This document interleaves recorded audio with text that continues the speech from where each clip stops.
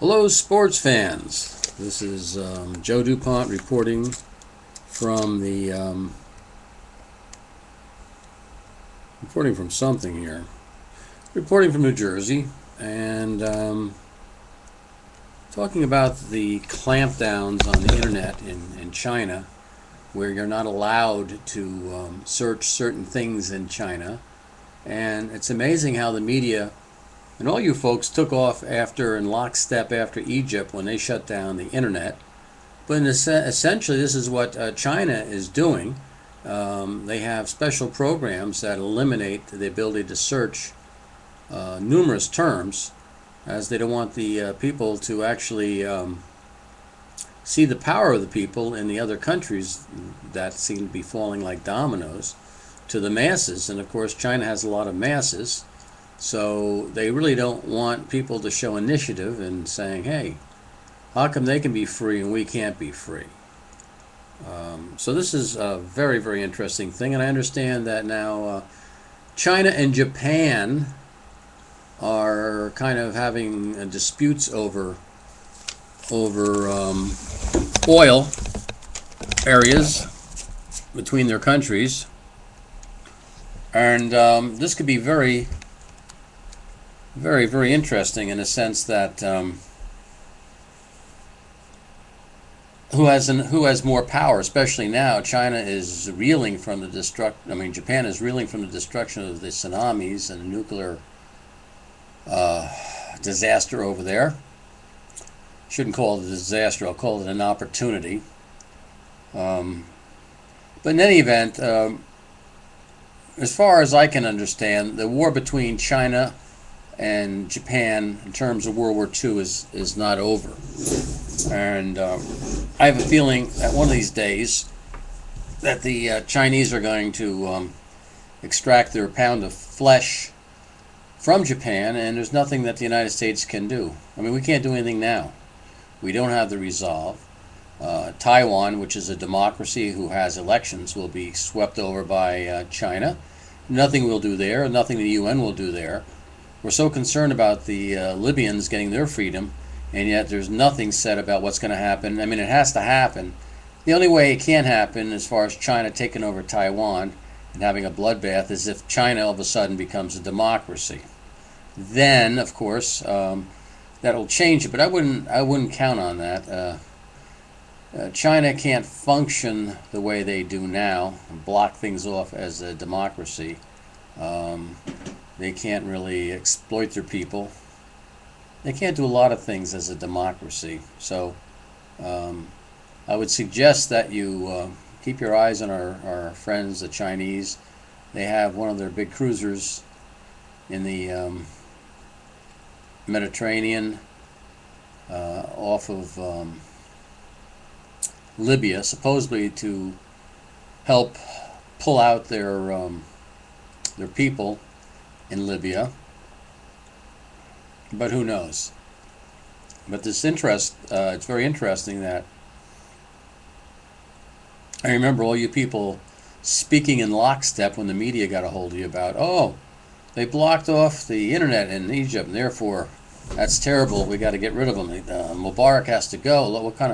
What kind of world is this when they can cut out the internet? Yet the Chinese have been doing this all along. The Chinese got a hold of, I don't know, it was Google, and made them surrender the names of people and identities of people who were punished. Yeah, we're in a different league here, and I still want to talk about the Libya too. The fact that just because Chairman Obama wants to rid the world of Gaddafi, he has to go. I mean, if Obama says he has to go, he has to go. And although I'd really love to have the Libyan people have a democracy, we don't know what the heck they're going to have there. They know there's some Al Qaeda active people in that quote revolution for freedom over there. The media doesn't want to talk about it. No one wants to talk about it. The people in lockstep for Obama cannot understand why we're concerned about the U.S. Constitution. After all, it's a living document, right? Right.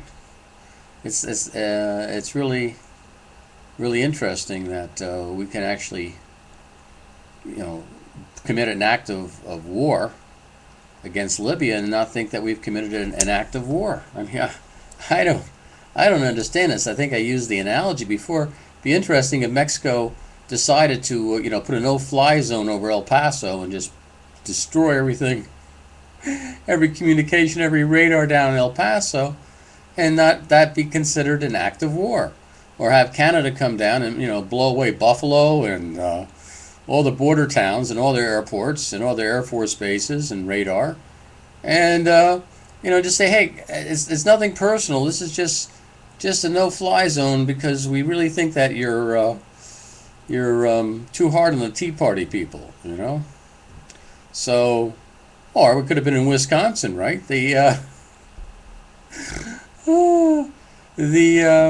Canadians could have come down to Wisconsin and leveled everything because they didn't like the way the governor was treating the union people who wanted their pensions raised.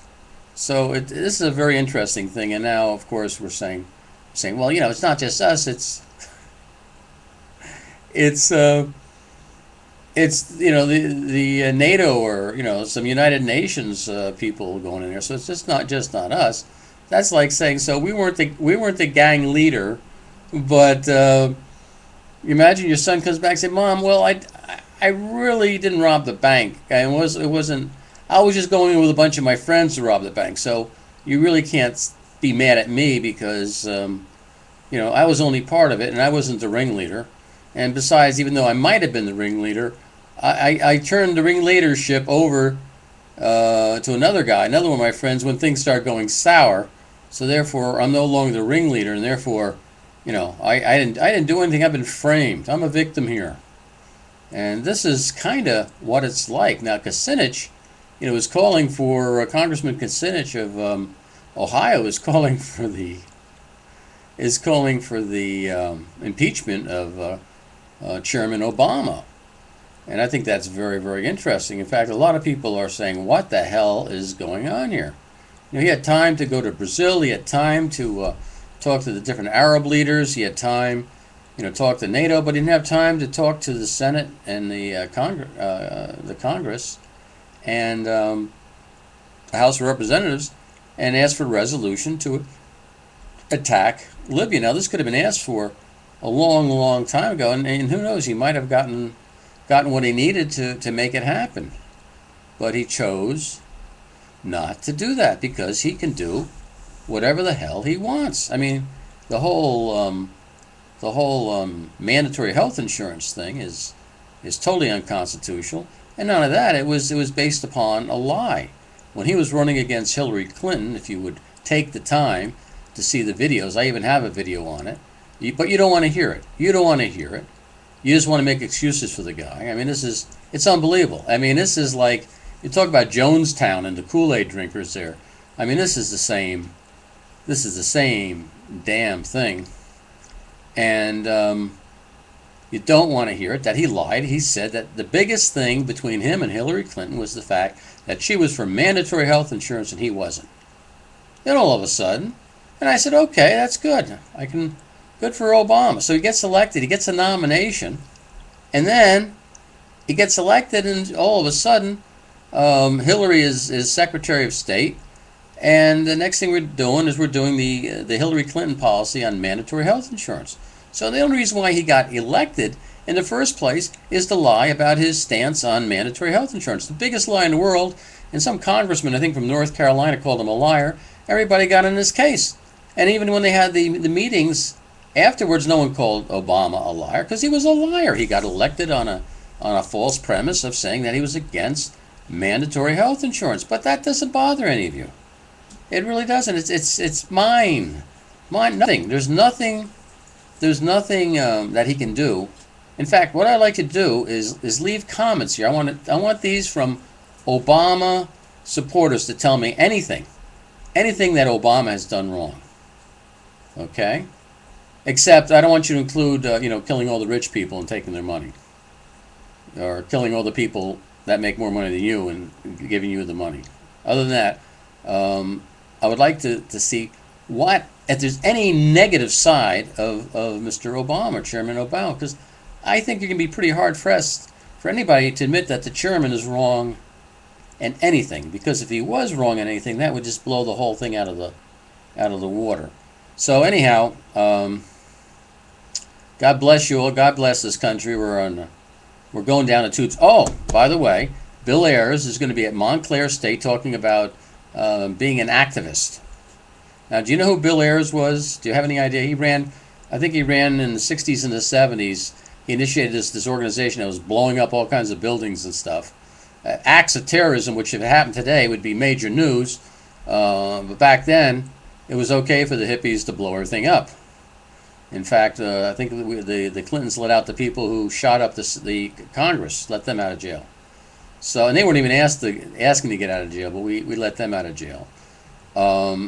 So here we're having hearings about homegrown terrorists, and what are we doing?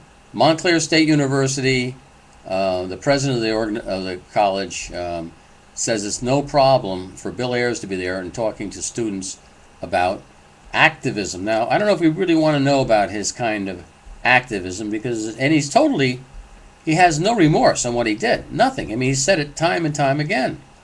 So that's what our college is, at least Montclair State University, is all about. I suggest if you're leaving them any money, you don't, because it'll probably lead to your own demise. Anyhow, take care. Have a wonderful day. Bye bye.